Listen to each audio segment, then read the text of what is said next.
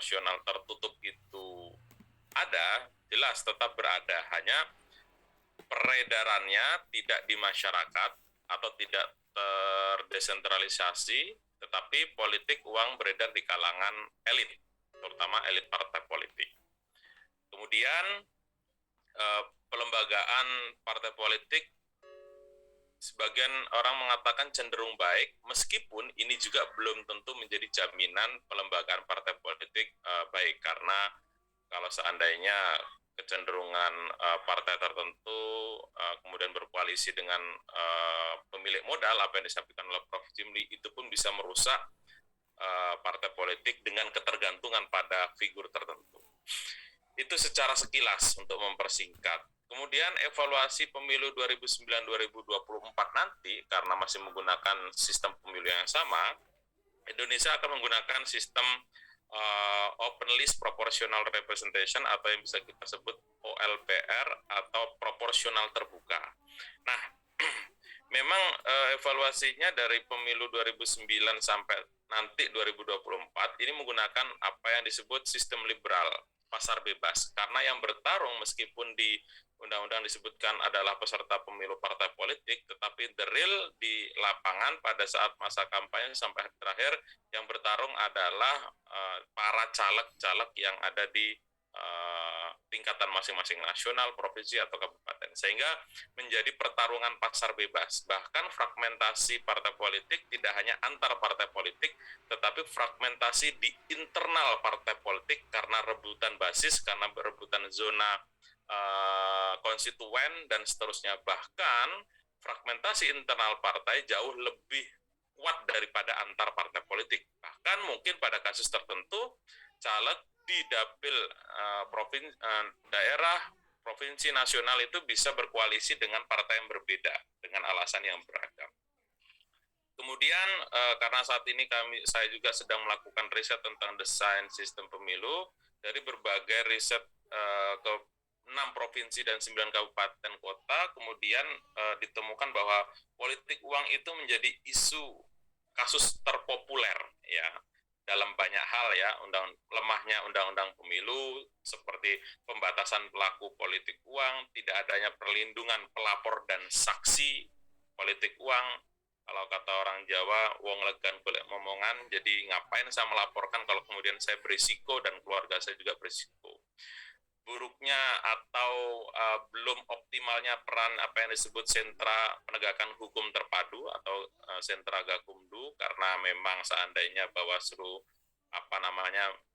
memutus ini layak untuk ditindak, tetapi belum tentu kejaksaan ataupun kepolisian setuju. Di samping memang ada sentimen dari pihak kejaksaan bahwa yang bersidang itu, ilmu sidang itu mahal, sehingga orang Bawaslu belum tentu orang hukum dan mengerti cara bersidang, dan seterusnya. Ini yang perlu diperkuat. Lemahnya pelembagaan parpol karena kemandirian finansial yang buruk, ketergantungan partai terhadap pemilik modal. Kalau Dodi Ambardi mengatakan politik kartel ya, di mana partai mempertahankan keuangan partai tidak kuat karena iuran anggota ataupun iuran pangkal, sehingga pencaplokan terhadap kementerian itu menjadi salah satu cara bagi mereka untuk mempertahankan eksistensi kepartaian. Maka kecenderungan partai untuk melakukan koalisi dengan partai yang berkuasa. Fragmentasi internal parpol, pudarnya ideologi, karena kemudian partai-partai semuanya bertujuan untuk memenangkan pemilu dan untuk melampaui ambang batas parlemen, sehingga ideologi tidak menjadi pertimbangan utama. Sebagai contoh seperti Nasdem di 2019, partai dengan caleg artis, kemudian caleg dengan istri atau suami atau keluarga pejabat, yang itu bisa menjadi vote getter partai untuk lolos ambang batas, sehingga ideologi cenderung menjadi pudar. Dan kemudian pemilu proporsional terbuka melahirkan apa yang disebut dengan presidentialized party atau personalisasi partai, sehingga personal itu jauh mampu menguasai keputusan-keputusan dibandingkan pemberlakuan mekanisme atau prosedur partai. Sehingga kalau dikatakan partai-partai di Indonesia modern, pada kenyataannya memang sistem proporsional terbuka melemahkan modernisasi partai politik. Itu sejumlah evaluasi. Nah, dalam buku yang kemudian saya tulis, hasil penelitian, kesimpulan dari sistem proporsional terbuka ini atau LPR ini mengisyaratkan keniscayaan kuasa padat modal. Modal di sini tidak hanya uang, tetapi padat modal di sini bisa berarti modal berupa citra partai, modal berupa strategi caleg atau sebagai vote getter di tingkat provinsi atau di tingkat dapil, karena kemudian tergantung pada pesona tokoh tertentu, itu tidak menjadi kekuatan partai politik saja, tetapi juga membutuhkan prajurit-prajurit caleg yang ada di lapangan yang mereka akan berjuang untuk mengepul suara sehingga partainya bisa lolos parlemen. Itu, dan kemudian tentunya politik uang perlu redesign lagi, baik dari segi pelaku, perlindungan terhadap pelapor dan saksi. Kalau seandainya sudah ada LPSK, kita sebut bahwa politik uang ini berlaku dalam rezim pemilu, sehingga membutuhkan lembaga perlindungan dalam konteks rezim pemilu, gitu ya. Di samping itu, kebutuhan akan pemanfaatan teknologi informasi untuk pencegahan praktik politik uang. Siwaslu perlu dievaluasi karena memang itu masih umum, tidak hanya untuk politik uang tetapi seluruh pelanggaran, sehingga minim partisipasi masyarakat dan membutuhkan terobosan yang baru. Dan yang terakhir, problem dari sistem ini adalah pelemahan partai politik, sehingga dampaknya salah satunya adalah perlu desain model pelembagaan partai politik. Nah, kemudian kesimpulan dari riset yang sedang saya dan tim pernah lakukan adalah, meskipun kemudian beberapa pihak ingin mengembalikan kepada sistem proporsional tertutup, kemudian penelitian ini tetap cenderung sistem proporsional terbuka lebih relevan dibanding yang tertutup. Apa? Kita cek di beberapa negara yang demokrasinya mapan. Tadi Mbak Titi sudah menjelaskan menurut The Economist, ya. Di sini digambar, di slide ini saya tampilkan 5 negara paling mapan demokrasinya menurut The Economist Intelligence Unit tahun 2000. 3 teratas itu adalah negara Norwegia, Islandia, Swedia yang menganut sistem open list PR. Kemudian ada Selandia Baru, MMP, campuran, Kanada baru FPTP atau sistem pluralitas. Di 2021 ada konsistensi, ya. Bahkan kalau seandainya di 5 negara demokrasi termapan di dunia itu 3 open list PR, di 2021 itu justru malah 4 negara yang demokrasinya mapan menerapkan sistem pemilu open list PR. Jadi kecuali New Zealand atau Selandia Baru, Norway, Finland, Sweden, dan Iceland itu negara yang menerapkan sistem pemilu proporsional terbuka. Dan ini adalah mayoritas di kawasan Skandinavia. Saya kira mungkin kita perlu meneliti lebih dalam mengapa negara-negara Skandinavia ini menerapkan, mengapa makmur, apakah ada korelasi kemakmuran demokrasinya dengan sistem pemilu dan sistem kepartaian di dalamnya. Nah, kemudian sistem proporsional terbuka cenderung lebih, partisipasi pemilih cenderung lebih tinggi karena mereka dilibatkan dalam penentuan atau penetapan caleg atau partai terpilih. Ini perlu digali lebih lanjut. Kemudian dengan sistem proporsional terbuka, hal itu menahan pemusatan kekuatan di partai politik karena ada pelibatan publik meski ideologi partai cenderung pudar. Jadi kalau seandainya tertutup, partai benar-benar full dalam mengontrol setiap gerak caleg ataupun tarungan di internal partai politik. Kalau terbuka, ada unsur partisipasi ataupun pelibatan publik dalam mengontrol laju demokrasi Indonesia. Nah, dalam konteks itu tadi soal sistem pemilunya, kemudian ini soal ambang batas.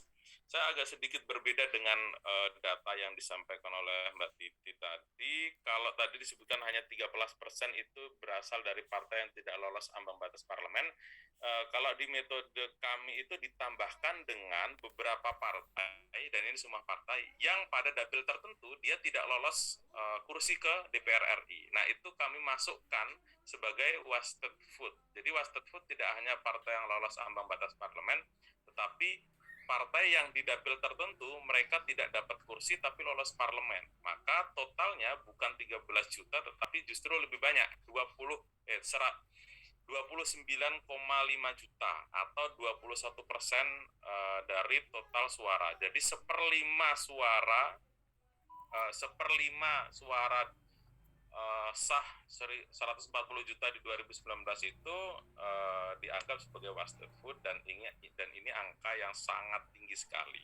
Namun demikian, saya berkeyakinan ambang batas parlemen tetap dibutuhkan, ya, setidaknya antara 2,5 sampai 3. Atas dasar apa? Pertama, itu sebagai bentuk apresiasi terhadap partai yang secara pelembagaan partai politik lebih baik, bahwa mendirikan partai tidak hanya sekedar main-main, dan juga reward bahwa mereka yang lolos PT, mereka mendapat kursi dan juga ada kebanggaan. Karena itu, kalau seandainya tidak ada PT itu tidak ada reward dan tidak ada effort dari partai politik. Ini jalan moderat yang saya coba tawarkan di tengah antara 0% ambang batas parlemen ataupun semakin tingginya. Tapi yang jelas menolak semakin tinggi ambang batas parlemen karena itu menyalahi prinsip value suara, karena satu suara itu sangat berguna. Oke, meskipun dalam setiap pertarungan ada risiko.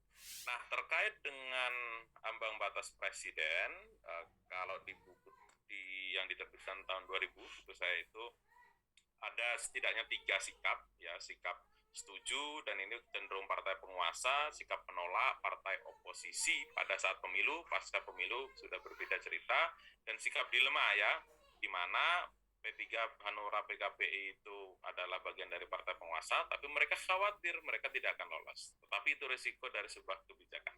Nah, saat ini isu ambang batas presiden masih hangat. Mereka yang tetap penguasa partai penguasa cenderung mempertahankan 20%, bahkan lebih menaik. Partai-partai kecil menengah meminta bahkan 0%. Nah, saya mencoba menawarkan jalan tengah dari perdebatan yang mungkin sulit untuk berkesudahan. Jalan tengah itu adalah tentu memang ini masih mungkin sulit di 2024 untuk diterapkan karena memang semuanya merujuk pada pemilu 2017.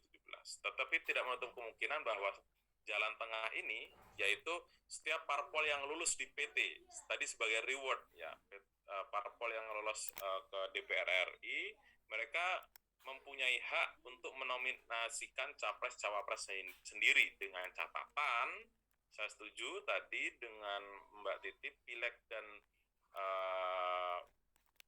pemilu serentak daerah dan daerah dan pusat itu dipisah, dan tentunya pilpres pileg dipisah, ya, meski di tahun yang sama.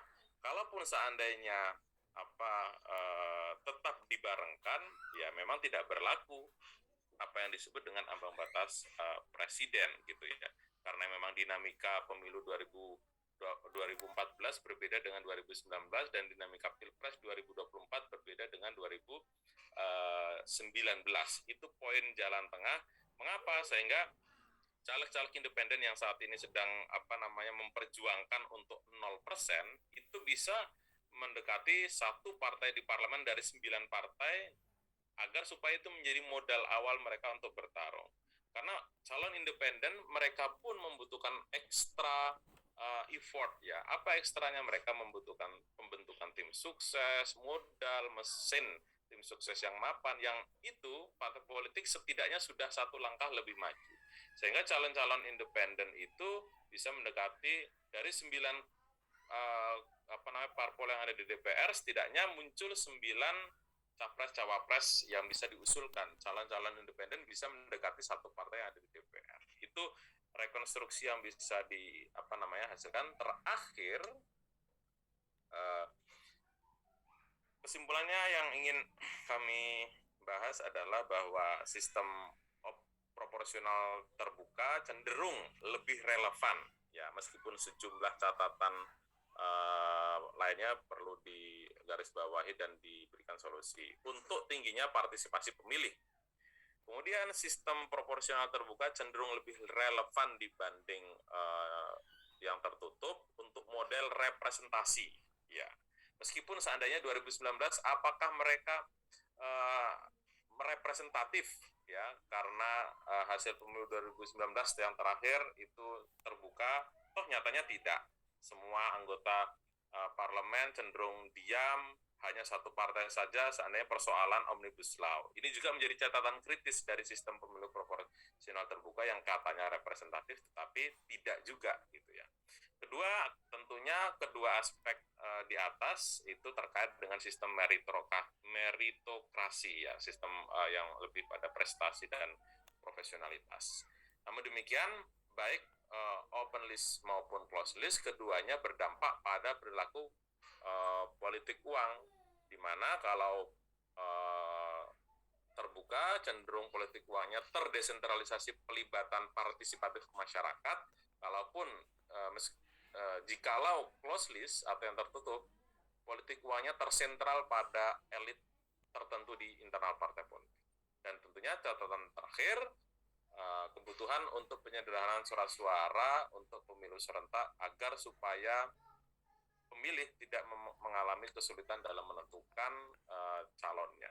Saya kira itu saja penyampaian materi singkat dari saya. Semoga bermanfaat dan mohon maaf jika ada kekurangan dan ketidaktepatan. Terima kasih. Salam dari Jogja. Assalamualaikum warahmatullahi wabarakatuh.